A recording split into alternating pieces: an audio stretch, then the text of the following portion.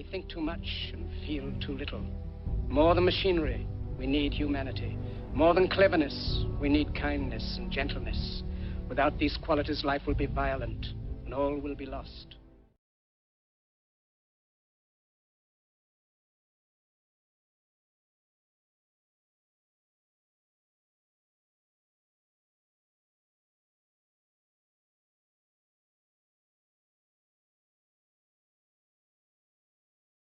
Located in the heart of Kuala Lumpur, Pudu or Pun San Pa in Cantonese is a semi-developed urban forest where citizens eat, live, work and trade according to their rule of law.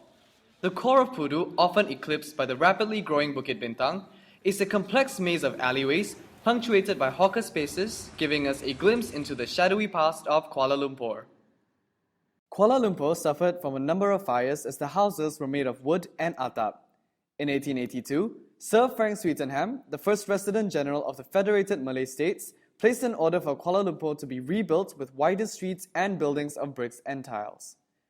The rebuilding program lasted about 5 years. Swettenham also initiated the construction of a railway line between Klang and Kuala Lumpur, which opened in 1886, that increased the accessibility to Kuala Lumpur and spurred the rapid growth of the town.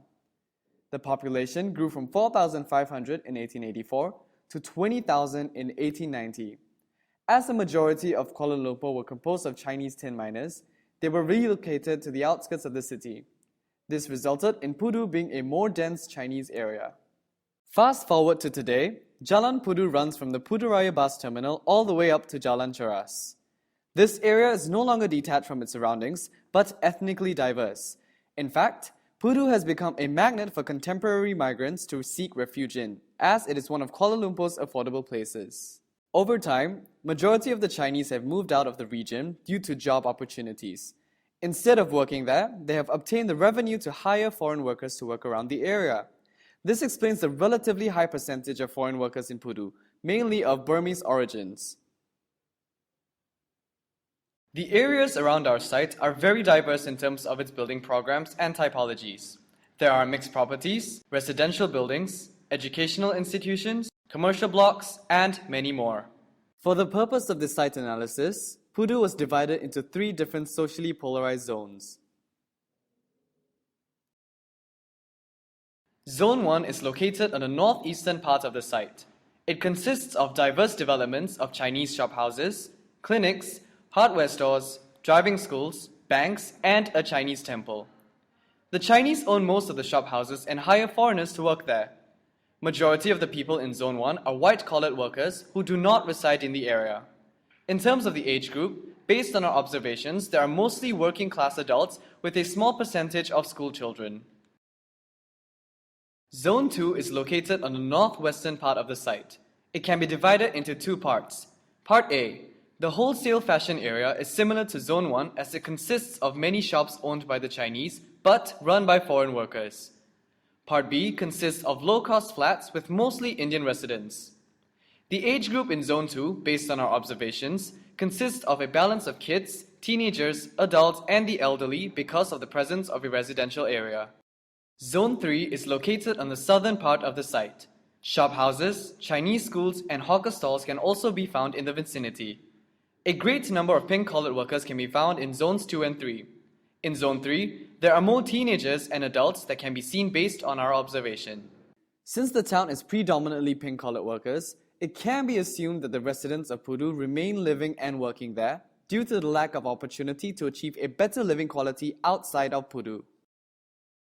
Other than that, the many schools present result in youth being dominant there as well. The numbers indicate that there are a big percentage of teenagers present. This plays a significant role as our multi-faith program would have to be designed to suit the current population. Many religious landmarks can be found in the area as indicated by the key plan to show that Pudu is religiously diverse. Vehicles can access the site from Jalan Sungai Bersih that links to Jalan Pudu from the northeastern route. As seen in the following diagrams, vehicular circulation is found heavy around Jalan Sanpeng and Jalan Pudu during the morning and evening.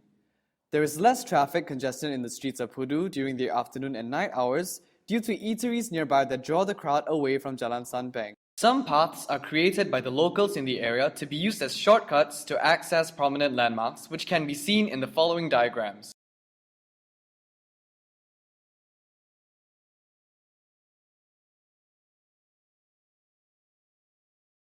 The Pudu LRT station to the flats takes about 7 minutes. Meanwhile, traveling to Sunjin High School is approximately 15 minutes. The flats act as a midpoint to Kenanga Wholesale City Mall and SMK Dato On, which takes about 7 minutes each.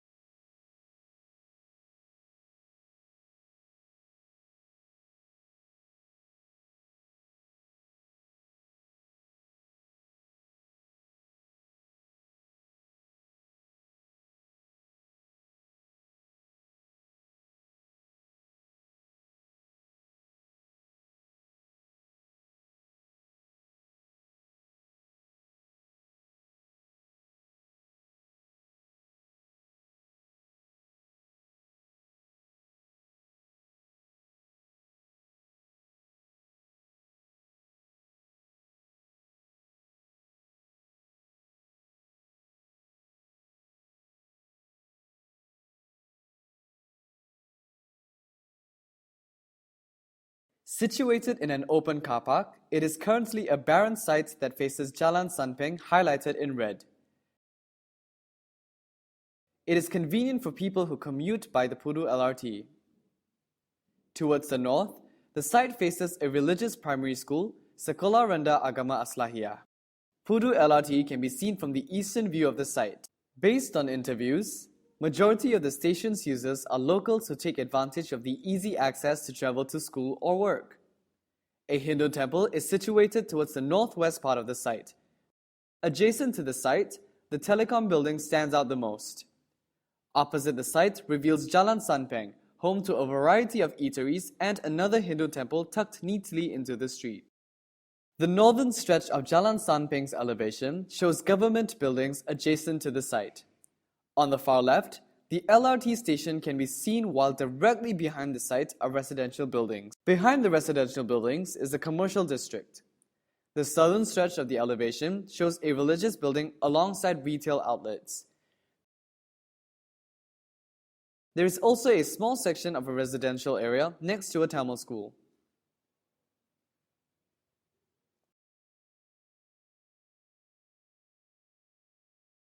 In our site, there are very small areas of vegetation.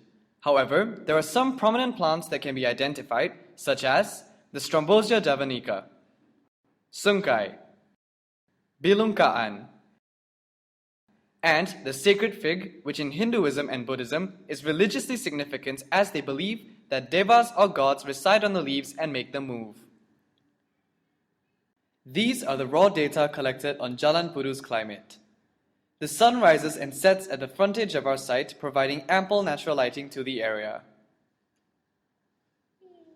Prevailing winds come from all directions of the site, but the strongest one comes from the northwestern side. Those of low frequency come from the southeastern side of the area. As a tropical country, Malaysia experiences an average humidity, sunshine, wind speed, as well as a temperature of 29.5 degrees Celsius. Multi-faith. To be multi-faith is to feel an affinity with aspects of more than one religion, philosophy, or worldview, and to believe that no one is superior to the others. These are the strengths that were acquired from the site. Dwelling into the topic of multi-faith, places of worship became one of our primary focuses for the site analysis. The site has a strategic location, as it is in the middle of two Indian temples, both 5 minutes away from the area.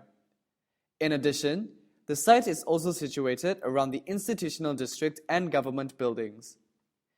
The LRT station towards the east of the site allows good accessibility for the users.